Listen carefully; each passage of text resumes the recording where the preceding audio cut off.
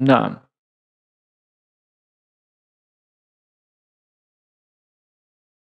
Bismillahirrahmanirrahim. Assalamualaikum warahmatullahi wabarakatuh. Innal hamdalillah nahmaduhu wa nasta'inuhu wa nastaghfiruh wa na'udzu billahi min syururi anfusina wa sayyiati a'malina.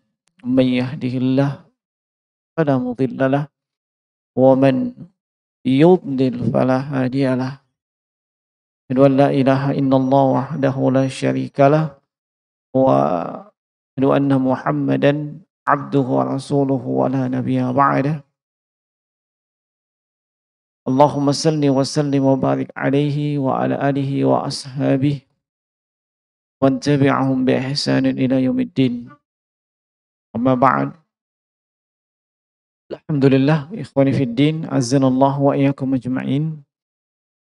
Kita bersyukur kepada Allah Subhanahu wa taala atas segala curahan dan limpahan nikmat dan karunia kepada kita, baik nikmat yang terkait dengan kehidupan duniawi kita sampai kepada nikmat yang terkait dengan ad-diniyah, nikmatul Islam, nikmatul iman, nikmat untuk dapat menghambakan diri kepada Allah, beribadah dan berusaha mempersembahkan ibadah yang terbaik, ibadah yang dilandasi dengan keikhlasan dan berdasarkan tuntunan Rasulullah sallallahu alaihi wasallam. Dan saat ini kita sudah berada di penanggalan 8 ya, 8 Sya'ban. Eh?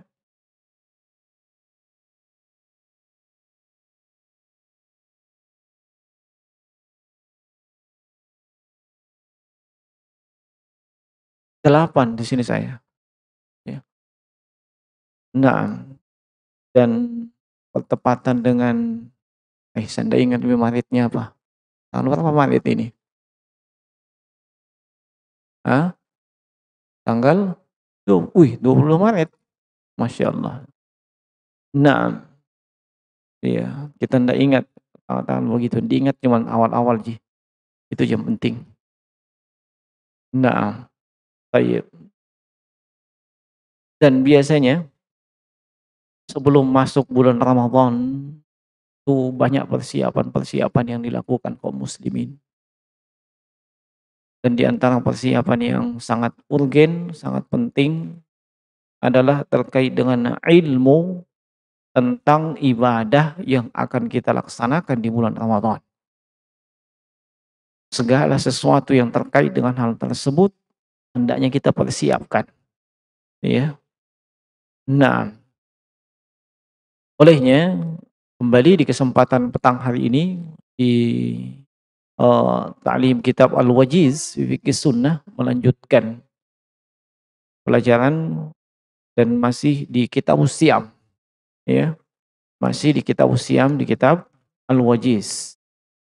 Nah, yang sebelumnya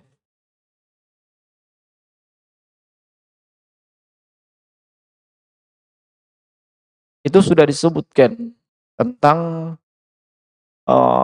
apa saja kewajiban apa yang harus dilakukan oleh mereka yang tidak berpuasa disebabkan oleh uzur syar'i.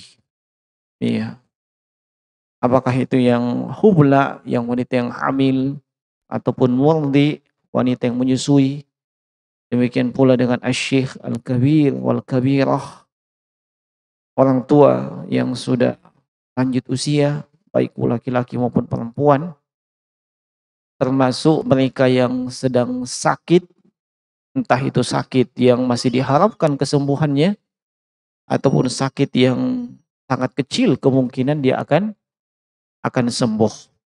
Sekarang kita masuk kepada sesuai dengan urutan kitab Arkanus Shaum. Ya, Arkan as-Shaum, rukun puasa.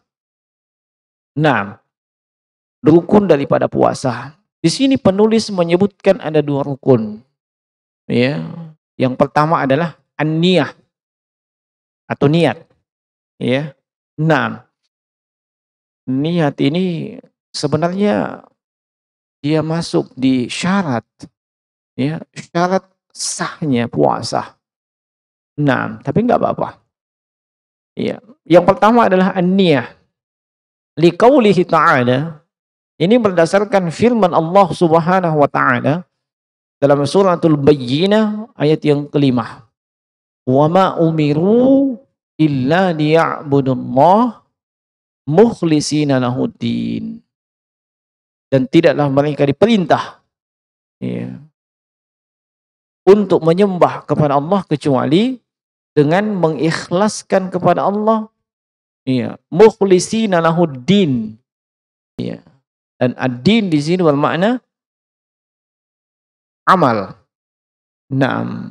Dalam Al-Qur'an ada din bermakna agama. Ada din bermakna yaumuddin, hari kemudian. Ya, dan ada din bermakna amalan. Ya. Tidaklah mereka diperintah kecuali untuk beribadah kepada Allah dengan mengikhlaskan bagi Allah. Nah, perintah untuk ikhlas. Niat itu harus ikhlas semata-mata karena Allah Subhanahu wa taala. Wa liqaulin Nabi sallallahu alaihi wasallam, innamal a'malu binniyat wa innama likulli imri'in ma nawah.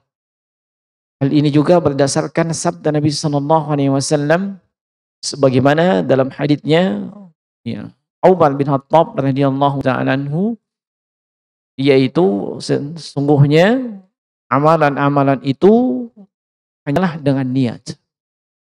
Dan setiap orang itu hanya mendapatkan sesuai dengan apa yang dia niatkan.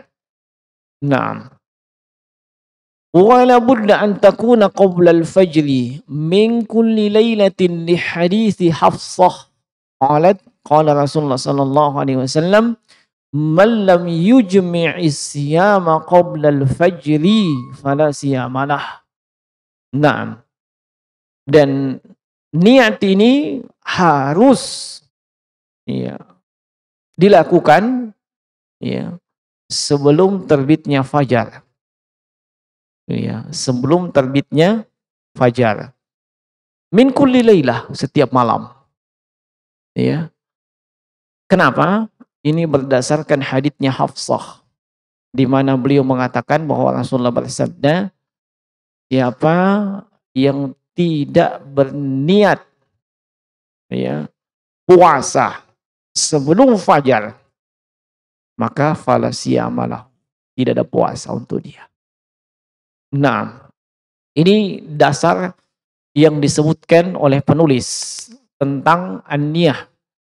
Walaupun seperti yang kita sebutkan tadi, niat ya lebih cocok, lebih tepat kalau dia masuk di syarat sahnya puasa. Ya. Dan termasuk yang perlu saya ingatkan, niat ini tempatnya di hati. Ya. Berdasarkan kesepakatan ulama. Ya. Tidak ada silang pendapat di kalangan mereka terkait dengan di mana posisinya niat. Ya. Nah, sepakat, niat itu di hati. Dan niat itu adalah al-qasdu. Apa itu? Maksud dan tujuan. Tidaklah suatu perbuatan, apakah itu mau dilakukan atau ditinggalkan, pasti ada niatan dalam hati oleh orang yang mau melakukan atau tinggalkan. Ya. Apakah hal tersebut dengan perbuatan anggota tubuhnya atau bukan? Contoh, tadi sholat maghrib, ada yang berwudu di sana. Apa ada niat enggak itu? Ada niatnya enggak itu ketika dia berwudu? Ngapain dia berwudu? Ya kan mau sholat maghrib. Itu sudah niat namanya. Ya. Atau dia menempuh perjalanan jauh. Ya. Dan dari Buaya ke sini. Iya. Ngapain? Sudah ada niat dalam hati untuk apa? Iya. Dengan adanya hal tersebut, itu sudah terhitung niat. Kita puasa.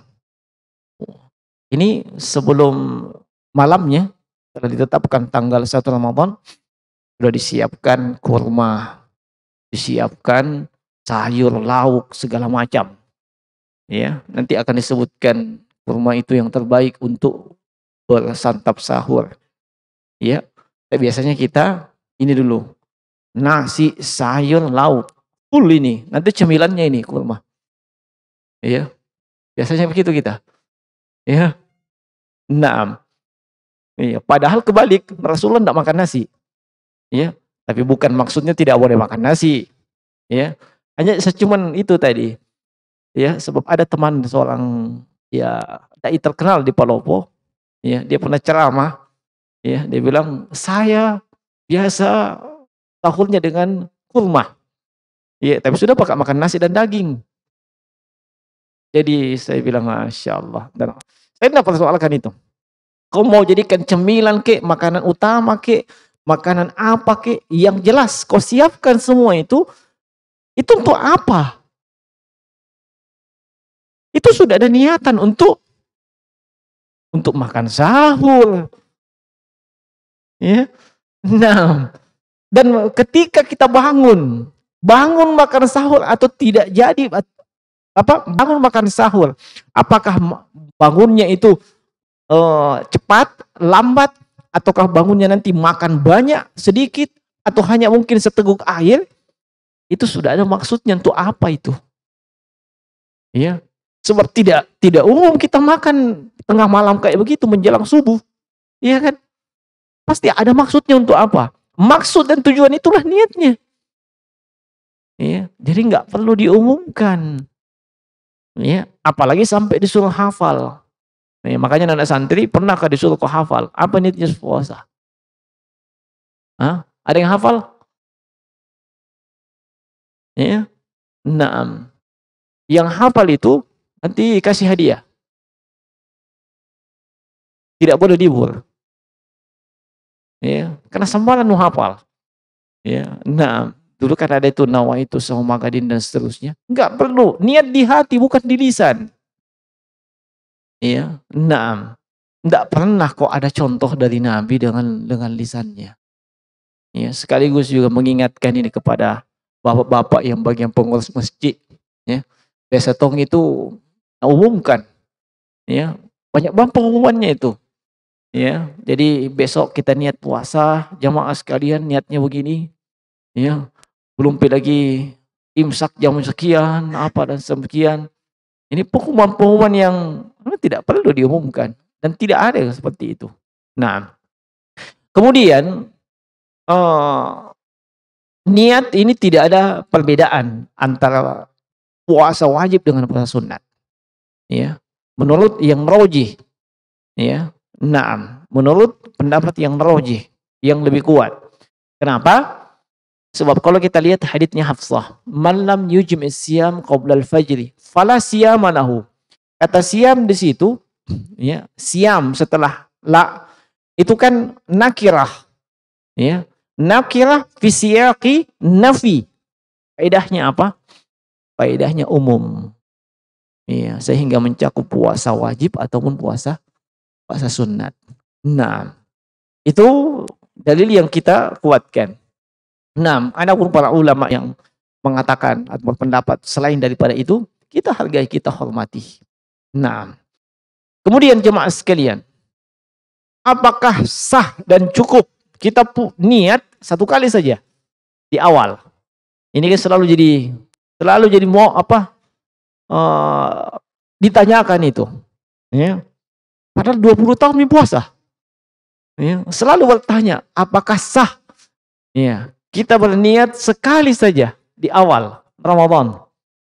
Ya, nah, 20 tahun puasa, 20 tahun tanyakan. Ya, jawabannya masih tetap sama, tapi kayak gimana begitu? Ya, nah, jumhur ulama, ya, baik itu di mazhab di mazhab Hanafi, di mazhab Syafi'i, di mazhab Hambali, jumhur kebanyakan mayoritas itu sepakat mereka jumhur ini bahwa niat itu setiap malam. Ya, setiap malam. Nah, adapun Di mazhab Maliki, nah di mazhab Maliki, iya, ini niat itu tidak apa-apa di satu kali saja di awal. Nah, tidak apa-apa satu kali saja di awal. Apa alasannya? Mereka yang mengatakan satu kali saja di awal, sebab Ramadan ini satu kesatuan. Ya, puasa Ramadan, jadi boleh di awal. Tetapi dengan syarat, kalau misalnya tiba-tiba batal puasamu, misalnya pertengahan Ramadan, tiba-tiba ada perjalanan dinas. Ya, ada perjalanan dinas atau perjalanan non dinas. Ya, nah, keluar kota agak jauh. Iya. Dan musafir kan kalau agak berat lebih baik dia tidak berpuasa. Nah, ketika dia batal puasa seperti itu, dia mau puasa lagi, sebaiknya dia mentajdid, memperbaharui niatnya. Ya, ini yang berpendapat bahwa hanya sekali saja kita berniat puasa di awal Ramadan di mazhab Maliki. Adapun mayoritas ulama itu berpendapat tidak bisa, harus tiap malam. Ya. Alasannya kenapa? Alasannya haditsnya Hafsah tadi. Ya. Naam. Man lam yujma siyama qabla al-fajr. Qabla al-fajr, ya, setiap malam sebelum masuk subuh. Ya. Kemudian alasan yang kedua, puasa ini adalah amalan yang mustaqillah. Amalan yang berdiri sendiri. Maksudnya, kalau Anda puasa hari pertama, hari kedua, lalu Anda tidak puasa hari ketiga, tidak puasanya Anda hari ketiga ini tidak akan merusak puasa sebelumnya atau puasa setelahnya. Ya, tidak sama sholat. Sholat, ya, satu rukun Anda tinggalkan, rusak tidak semua sholat itu? Rusak. Iya, Anda sholat tidak baca Al-Fatihah, satu kali mau. Iya. Nah, rusak tidak semua sholatnya? Sengaja, rukun ini. Ya, rusak semua sholat. Bisa dipaham? Puasa enggak. Anda tidak puasa, tidak merusak puasa yang sebelumnya dengan puasa yang setelahnya. Paham maksudnya? Ya? Iya, Anda puasa 10 hari. Sudah itu capek puasa. Ya. Hari ke-11 istirahat dulu. Ya. Nah, ini bukan, saya tidak mengajarkan antum istirahat ya. Saya cuma kasih contoh. Siapa tahu ada yang seperti itu Kak. Ya. Nah, hari ke-11. Iya. Kenapa enggak istirahat dulu? Masya Allah. Ya, sama aja kan para pekerja juga katanya ada waktu istirahatnya. Ya, setelah gajian istirahat dulu. Ya. Nah, apakah ketika dia istirahat di hari ke-11 itu otomatis rusak puasa 10 hari sebelumnya? Enggak lah. Ya. Makanya karena dia mustaqillah, dia harus tiap malam. Satu. Yang kedua. Yang ketiga, puasa ini diputus dengan malam. Kan malam kita tidak puasa. Iya kan? Malam kita tidak puasa. Kapan kita puasa? Mulai imsak. Ini imsak tergantung pengertian antum. Ya, imsak artinya menahan. Ya, tergantung antum mau menahan kapan. Kalau pakai imsaknya istilah orang umum, ya 10 menit sebelum subuh, azan subuh. Ya, 6. Dan itu tindakan yang tidak benar, bahkan bisa saya katakan itu kesalahan fatal. Kenapa? Kalau 10 menit sebelum subuh tidak boleh makan, tidak boleh minum. Itu artinya dia telah mengharamkan apa yang telah Allah halalkan. Kita masih halal makan dan minum. Ya, sampai azan subuh, sampai terbit fajar kedua, fajar shadiq, tiba-tiba tidak boleh lagi. Itu kan dia telah mengharamkan apa yang Allah halalkan. Itu tidak main-main. Ya. Nah, kalau dibilang itu untuk kehati-hatian. Masih Nabi orang tidak berhati-hati. Ya, Nabi orang paling berhati-hati. Para sahabat juga demikian. Ya. Nah, bahkan kalau seorang sedang makan, dia belum yakin betul bahwa fajar sudah terbit, maka mau saja. Ya. Nah, dia tidak yakin fajar ini terbit atau tidak. Belum maksudnya, bukan tidak terbit, pasti terbit. Cuman belum, ya, masih gelap sekali. Ya, tiba-tiba ada orang Allahu Akbar, Allahu Akbar. Tidak yakin Kak saya itu. Nah, ya.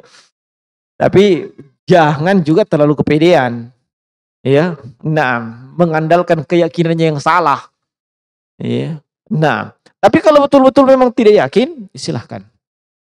Iya, fakulu washrabu. Allah sebutkan hatta yatabayyana, sampai betul-betul telah jelas.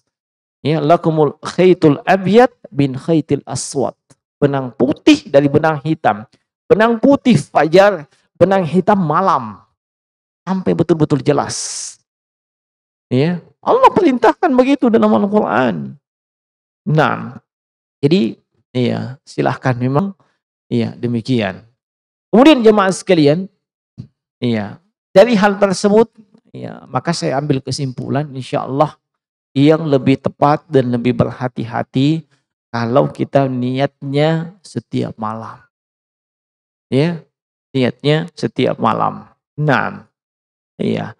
Dan bagi para ikhwan atau para pendengar radio Polo mengaji, ya, yang secara online punya mengikuti pendapat para ulama di mazhab Maliki, dan itu juga pendapatnya Syekh Utsaimin, ya, bahwa boleh di awal satu kali kita niat, saya sangat menghormati hal tersebut, ya, saya sangat menghargai hal tersebut, ya, tapi saya lebih condong kepada pendapat jumhur atau mayoritas ulama bahwa itu lebih tepat kalau tiap malam. Sebab itu tadi alasannya. Haditsnya Hafsah, yang kedua, ini ibadah mustaqillah, berdiri sendiri. Kemudian yang ketiga, puasa itu diputus oleh malam.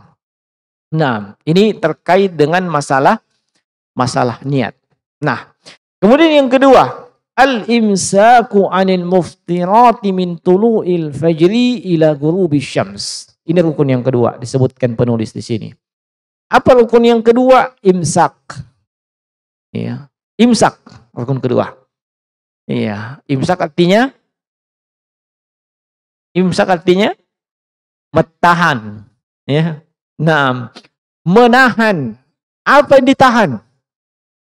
Ditahan atau menahan dari muftirat, semua yang membatalkan puasa.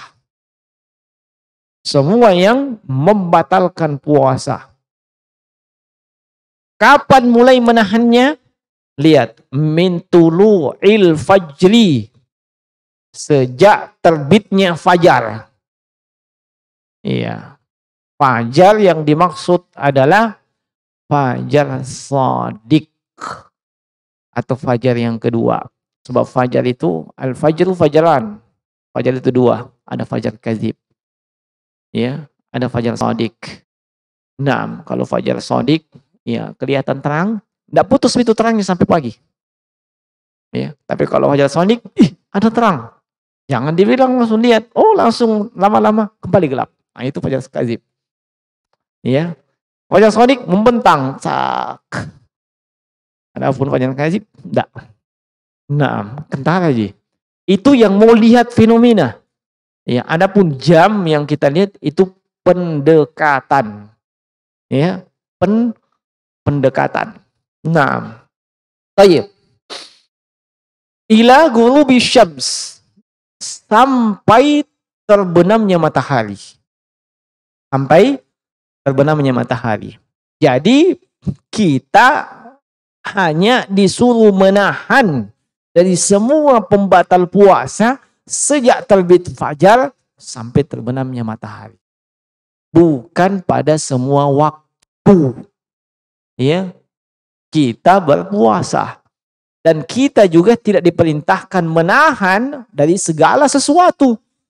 Cukup yang kita tahan itu yang memang pembatal puasa. Nah, bisa dipahami ya? Nah, kalau itu tidak dianggap pembatal puasa, maka tidak usah kita tahan-tahan. Iya, jadi pahami. Apa dalilnya? Dalilnya tadi adalah firman Allah dalam suratul Baqarah ayat 187. Al-ana bashiruhunna wabtaghu ma kataballahu lakum wa kulu washrabu hatta yatabayyana lakumul khaytul abyad minal khaytil aswadi minal fajr. Tsumma atimmus siyama ilal lail. Wa la tubashiruhunna wa antum aakifuna fil masajid. Ila akhir ayat. Ya. Nah, itu dasar hukumnya. Baik. Jelas ya? Iya. Kemudian kita masuk kepada walladzi yuftir bihi shaim sittatu asya. Masuk di sini pembahasan pembatal puasa. Iya. Nah, sebelum lanjut, saya cuma perlu ingatkan bahwa orang yang melakukan pembatal puasa itu melakukan pembatal puasa. Iya. Puasanya menjadi batal dengan syarat. Ya, ada syaratnya puasanya batal. Walaupun dia melakukan pembatal puasa, ada syaratnya. Baru dikatakan puasanya batal. Ya. Syarat pertama apa? Ilmu. Ya. Ilmu terkait dua hal. Ilmu terkait dengan pembatal puasa itu. Dia tahu itu pembatal puasa. Ya. Yang kedua, ilmu terkait kapan boleh berbuka. Iya. Ilmu terkait dengan pembatal puasa, contoh ada orang mungkin baru masuk Islam atau baru sadar. Ya. Selama ini Islam ya, tapi tidak tahu puasa, tidak tahu apa itu puasa. Iya. Tiba-tiba dia kasihan dapat hidayah. Hijrah. Iya. Nah, dia tahu dia tahu dia harus jadi Islam yang baik, dia puasa. Tapi dia belum tahu yang mana itu pembatal. Iya. Nah, mungkin dia bilang kalau makan cemilan tidak membatalkan puasa. Dia makan cemilan misalnya. Dalam keadaan dia jahil, tidak tahu. Iya. Nah, ternyata batal puasa. Atau iya, pergi disuntik dengan suntikan dia mengandung fungsi makanan. Iya. Nah, dalam keadaan dia tidak tahu itu. Iya. Nanti muncul pertanyaan, bagaimana suntikan vaksin ini? Ya, apakah boleh dilakukan bulan Ramadan? Iya, nanti kita sebutkan. Iya, apa syaratnya dia boleh dan apa syaratnya tidak boleh. Iya. Nah, ini ilmu dulu. Dia tahu itu pembatal puasa. Yang kedua, dia tahu kapan waktu boleh berbuka. Ya, dia mesti tahu ilmunya itu. Sebab kalau misalnya orang tidak tahu ilmunya, kemudian dia berbuka, enggak batal puasanya. Iya, misalnya seperti terjadi zaman Rasulullah SAW. Kondisi ketika itu mendung, dianggap sudah terbenam matahari. Akhirnya buka puasa. Tidak lama terbuka langit, belum terbenam matahari. Akhirnya puasa dilanjutkan, padahal sudah dibuka. Ya. Dan tidak ada dari Rasulullah yang memerintahkan mereka ganti puasa kalian. Enggak. Iya. Sebab kita terkait dengan apa? Ilmu. Sudah masuk waktu apa belum? Kalau kita sudah yakin masuk waktu, ternyata kayak tadi kondisinya mendung. Iya, kita sudah buka asik mie. Iya, masuk mie setengah mungkin. Es buah, es palok, es mataram apa semua. Ya. Nah, omipol.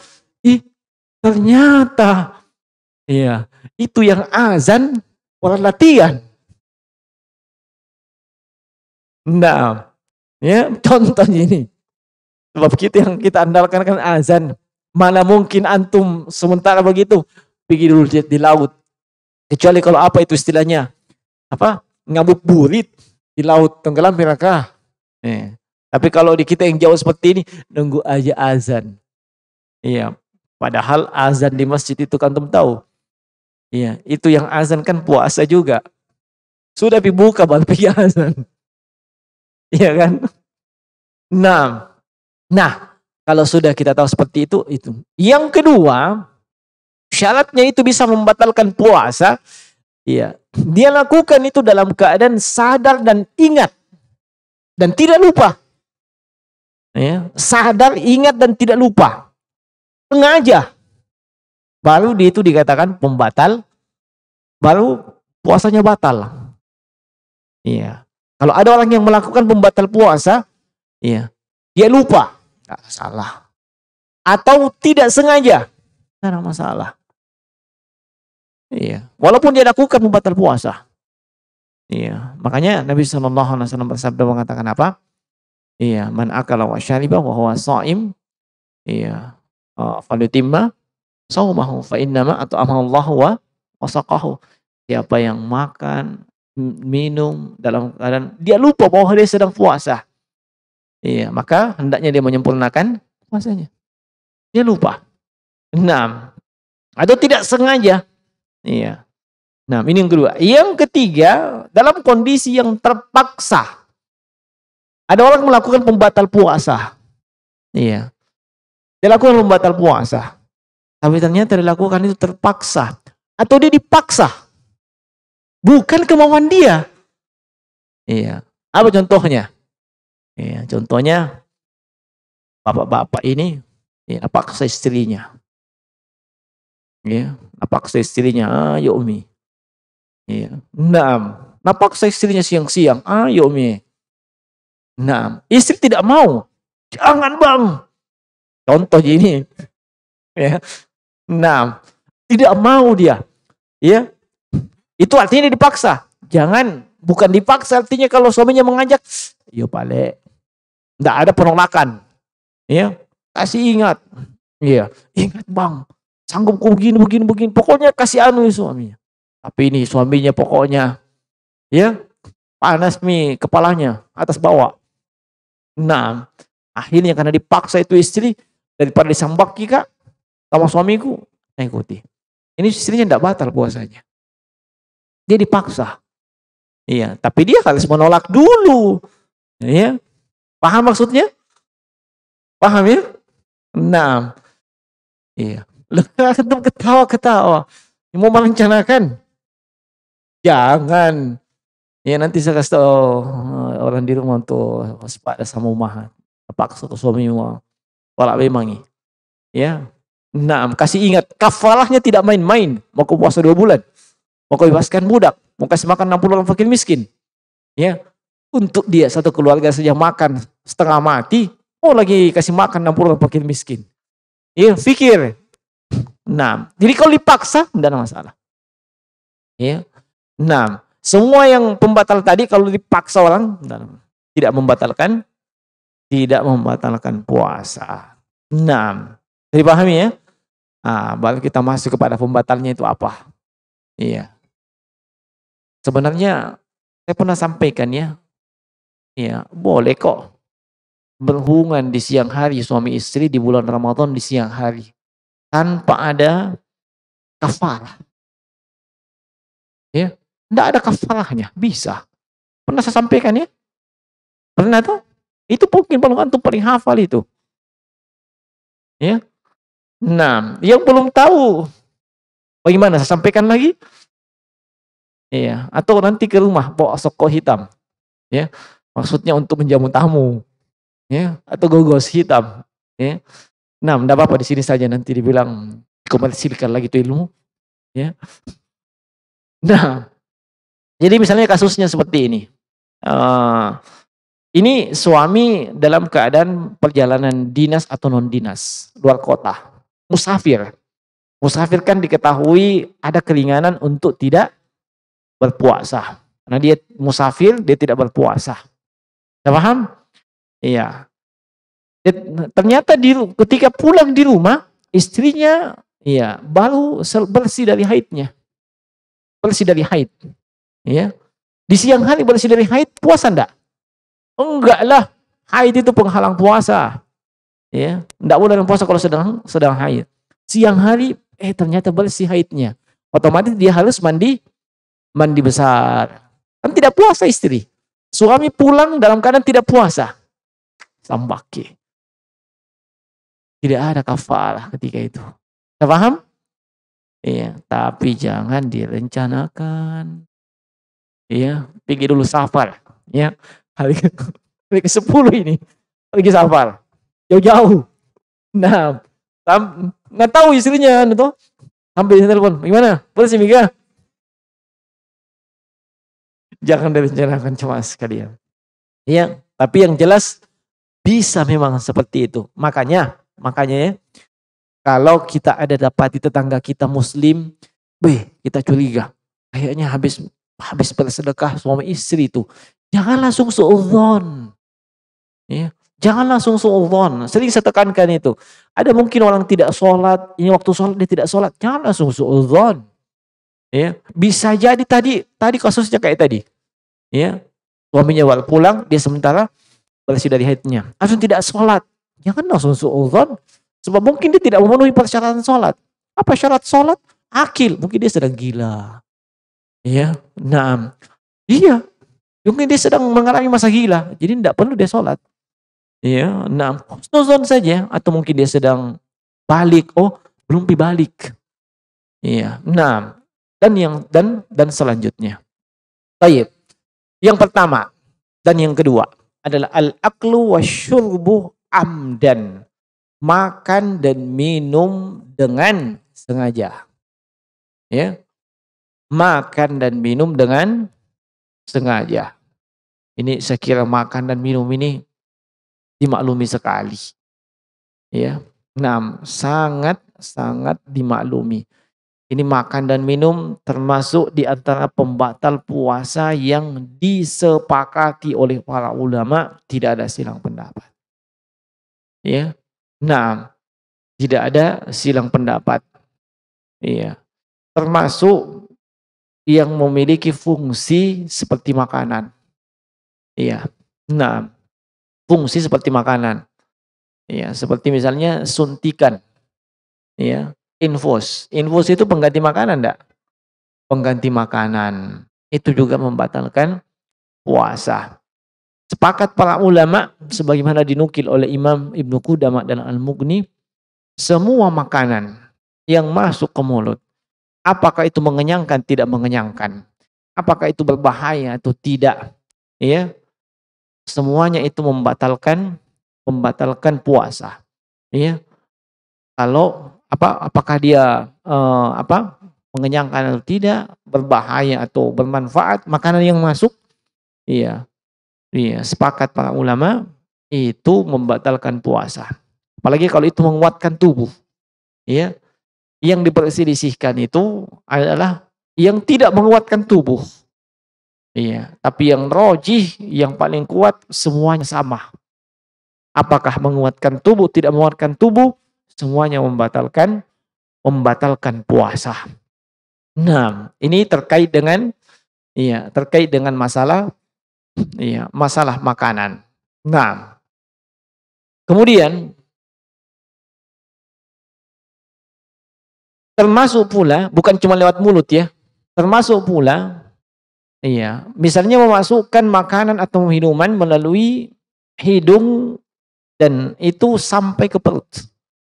Iya. Sampai ke perut dengan sengaja. Iya. Maka yang rajih dalam masalah ini, itu juga membatalkan puasa. Iya. Dia masuk bukan lewat mulut tapi lewat hidung. Iya. Kenapa bisa? Sebab hidung ini juga bertemu di kerongkongan. Iya kan? Nah, bertemu di kerongkongan yang masuk melalui hidung. Nah, di dalam hadits yang datang dari Abu Daud As-Sijistani dan juga Imam Abu Isa At-Tirmizi dari hadits Laqit ibn Sabrah radhiyallahu ta'ala anhu, Rasulullah sallallahu alaihi wasallam bersabda, asbigil wudu, ya, wa khallil bainal asabi' wa balik fil istinsyaq illa an takuna sha'iman. Sempurnakanlah wudu, cucilah sela-sela jari ketika berwudu dan bersungguh-sungguh ketika istinsyaq. Atau istinsyaq idkhalul ma' ilal anf. Itu namanya istinsyaq, memasukkan, menghirup air ke dalam hidung. Iya, bersungguh-sungguh. Maksudnya betul-betul menghirup. Iya. Il antakuna shaim, kecuali di kondisi puasa. Sebab di kondisi puasa jangan sampai air itu tembus sampai di kerongkongan. Nah, kalau sudah tembus sampai di kerongkongan maka itu termasuk membatalkan puasa. Nah, Saya tanya dulu, obat tetes hidung itu masuk kategori makanan atau minuman? Bukan. Obat tetes hidung. Ada yang pernah ditetes hidungnya? Maksudnya ditetesi obat. Obat. Bukan ditetesi misalnya kok senang begini tiba-tiba ada cicak jatuh. Bukan itu maksudnya. Ya. Nah, biasa ada tetes hidung? Orang sakit apa itu tetes hidung? Pasti sakit hidung. Pertanyaan bodoh ya. Nah, kalau itu sampai ke perut, di sini pendapat para ulama berbeda pendapat. Ya. Di sini para ulama berbeda pendapat. Namun yang benar dan yang lebih kuat adalah ya, itu juga membatalkan puasa. Nah, kemudian di sana ada pembatal puasa yang diperselisihkan oleh para ulama. Ya. Ada pembatal puasa yang diperselisihkan oleh para ulama terkait dengan yang masuk ke dalam tubuh. Ya, makanan minuman kan masuk ke dalam tubuh. Ya. Tapi di sini saya akan sebutkan beberapa yang itu sebenarnya ya diperselisihkan oleh para ulama, tetapi yang insya Allah lebih kuat tidak membatalkan puasa. Ya. Nah, walaupun orang melakukannya. Pertama, memakai celak mata. Ya. Celak, tahu celak? Iya. Kemudian tetes mata dan tetes telinga. Tetes mata dan tetes telinga. Kenapa? Tetes mata tidak mungkin sampai ke kerongkongan. Ya. Telinga, mana mau sampai ke kerongkongan. Ya. Nah, kemudian menggunakan orang yang penyakit apa itu yang menggunakan inhaler. Penyakit hidung ya. Pengek. Iya, penyakit. Kayak begitulah. Menggunakan inhaler, menghirup misalnya apa itu?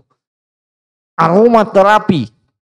Ya. Nah, demikian pula ada orang yang sengaja atau tidak sengaja menghirup atau mencium gas obat bius. Iya.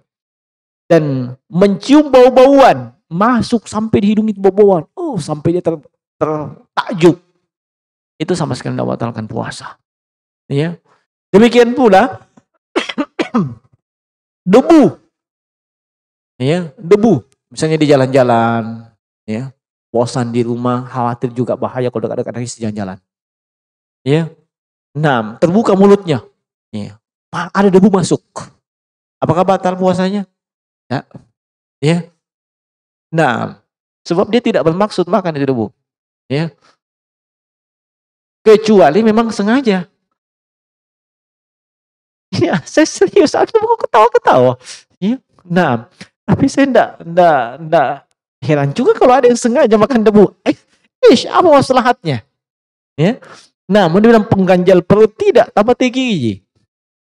Ya. Nah, jadi kalau tidak sengaja jalan-jalan masuk debu apa segala macam, tidak ada masalah. Ya, termasuk juga tiba-tiba dia batuk. Ada dahak. Ya, tahu dahak?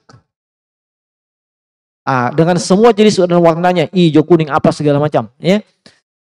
Pikir, apakah ini ditelan apa enggak? Ya, serius. Ya. Nah, ditelan apa enggak? Hah? Kenapa? Batal puasanya kah? Hah? Ya, kalaupun ditelan, ya, itu enggak membatalkan puasa. Tapi kayaknya tidak begitu bagus bagi kesehatan menelan dahak apalagi hijau. Ya, buang aja. Ya, termasuk ludah, liur. Ya, ini di bulan Ramadan itu saya biasa heran.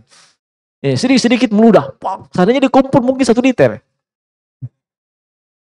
Ngapain meludah? Apakah dengan menelan air liur dan ludah itu membatalkan puasa? Tidak. Sama sekali tidak. Iya. Kecuali 2 hal.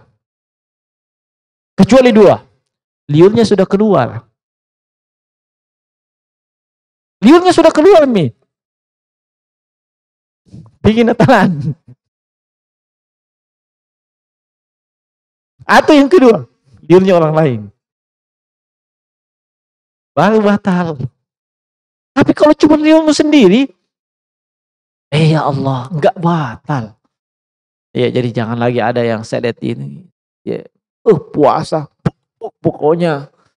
Ya, biar motornya orang nudai semua. Ya, 6.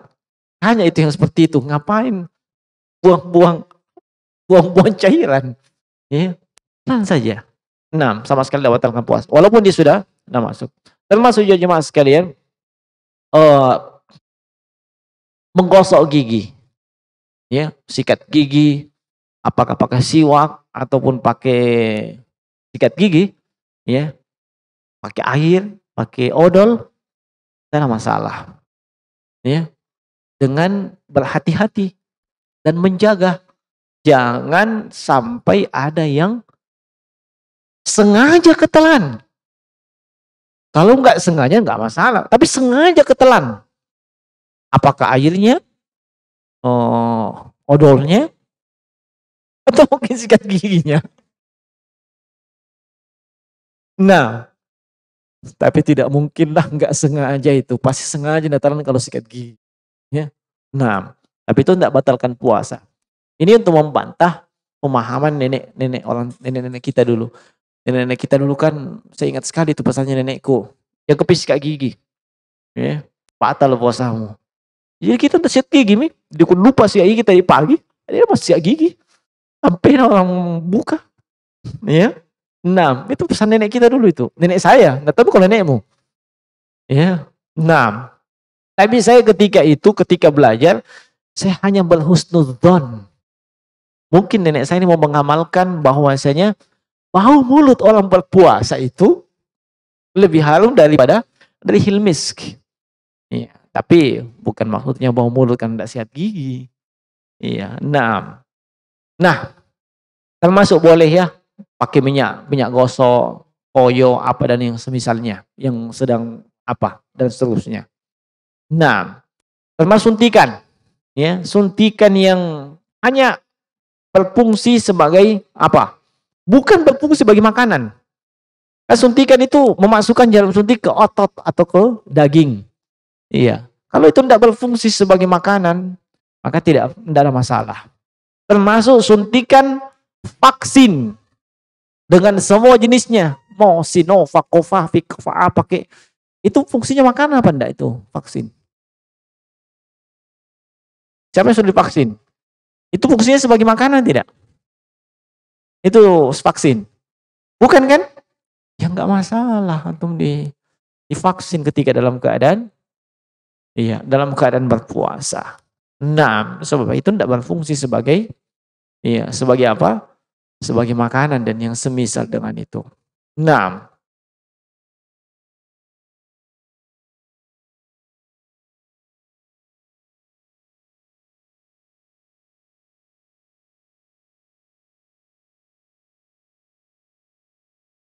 baik. Kemudian kita lanjut, tapi sudah masuk waktu ya. Lanjut di kesempatan berikutnya ya. Nah, saya kira cukup. Ya Allah, kita akan lanjutkan di kesempatan berikutnya. Iya, demikian subhanakallahumma bihamdik, asyhadu an la ilaha illa anta, astaghfiruka wa atubu ilaik. Assalamualaikum warahmatullahi wabarakatuh.